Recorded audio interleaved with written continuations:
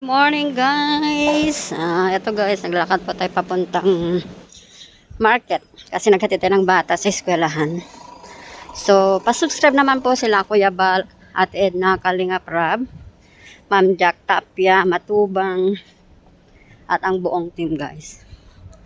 So, ngayon nandito tayo sa labas at punta po ng market kasi every Monday po ay nagmamarket kami para sa isang linggong mga gulay. Kasi at this time, lagi kaming busy. So, ngayon ay parating po yung Chinese New Year. So, mas lalong magiging busy na naman po. So, ngayon ay malapit na po yung pagpunta dito ng Team Kalingap at subaybayan natin po sila, Kuya Bal. Ito guys, ganito. Pag Monday, traffic talaga. Ang daming tao, lalo ngayon sa market. Ang daming tao ngayon. Kaya nakakahilo pag ganitong umaga ng Monday. Kasi pasikot-sikot ka dito sa sa market pagpunta. Daming tao, di mo alam kung ano yung bibilhin mo sa dami. Tapos pila-pila pa magbayad doon. Dito po ay sa part 2 na ito ng Wanchay. Ayan. At itong way na to ay papunta sa sa market. At doon banda po, meron din yung Methodist Church doon.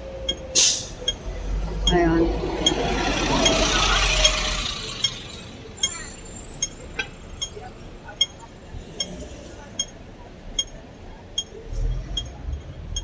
Ayan po.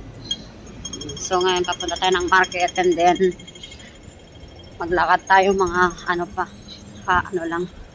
Segundo siguro. Ayan. Ganito sa Hong Kong guys, pag ganito lahat ng mga tao ay busy. Busy lahat ng tao dito guys pag ganitong araw. Lalo ngayong Chinese New Year, mas lalo silang magiging busy. So dito tayo. Naglalakad papunta sa market. Bibili tayo ng gulay pag isang linggo. Ayan. Daming tao pag ganito. Kasi dito sa guys, sa Wanchay, mura kasi yung bilhin dito ng mga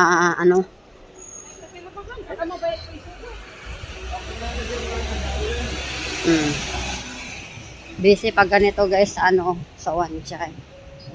Daming tao dito guys. Dito rin pabilisan din pag nakaparka ng sasakyan dahil pag may mga pulis dito, agad tikitan kanila. Ayan. So lang tayo ng konting videos para may ma-upload tayo sa ating YouTube channel, sa ating Facebook page. Para follow naman ako guys sa Vlog A Grace, aking Facebook page, at ang aking YouTube channel is Vlog Grace HK Grace. Ayan, dito na tayo sa palengke. Dito, daming tao dito guys. Maraming tao.